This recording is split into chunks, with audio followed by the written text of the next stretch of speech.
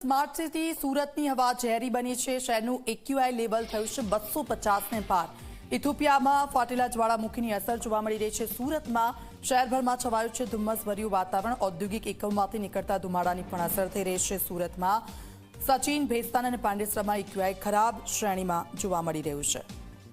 તો આપ જુઓ જે રીતે ઇથોપિયામાં જ્વાળામુખી ફાટ્યો છે અને તેની અસર છે ગુજરાત સુધી જોવા મળી રહી છે। સુરતનું એક્યુઆઈ સતત ઘટી રહ્યું છે અને તેના કારણે સુરતવાસીઓ હેરાન પરેશાન જોવા મળી રહ્યા છે। ત્યારે સુરતમાં શું સ્થિતિ છે સીધા જ જઈશું। મારા સંવાદદાતા ચેતન અમારી સાથે લાઈવ જોડાઈ ગયા છે, તેમની પાસે વાતચીત કરીશું। ચેતન, એક્યુઆઈ જે રીતે સુરતનો ઘટી રહ્યો છે ને ઇથોપિયામાં જે જ્વાળામુખી ફાટ્યો છે તેની પણ અસર જોવા મળી રહી છે।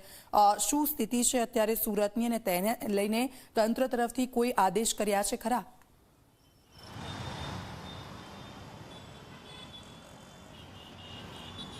દીક્ષિતા, ખાસ કરીને સુરતની વાત કરીએ તો સુરતમાં છેલ્લા 5 દિવસથી જે પ્રદૂષણની જે માત્રા છે તે સતત વધી રહી છે। ખાસ કરીને ગતરોજ જે એક્યુઆઈની વાત કરીએ તો 250 ને પાર જે એક્યુઆઈ છે તે પાર થઈ ચૂક્યો છે। ત્યારે બીજી તરફ જોવા જઈએ તો સુરત મહાનગરપાલિકા દ્વારા લાખો રૂપિયાના ખર્ચે એક્યુઆઈ મશીન જે છે તે અહીં લગાવવામાં આવ્યું છે। ખાસ કરીને લોકો હવામાં પ્રદૂષણની માત્રા કેટલી છે તે જાણી શકાય તે માટે અઠવાગેટ 4 રસ્તા ખાતે આ જે મશીન છે તે મશીન લગાવવામાં આવ્યું છે। પરંતુ આપ જોઈ શકો છો છેલ્લા કેટલાય સમયથી આ જે મશીન છે તે બંધ હાલતમાં છે। ત્યારે બીજી તરફ ઇથોપિયામાં જે રીતે જ્વાળામુખી ફાટ્યા હતા ત્યારબાદ તેની જે સીધી અસર છે તે ગુજરાત પર જોવા મળી રહી છે તેવી વાત કરવામાં આવી રહી છે।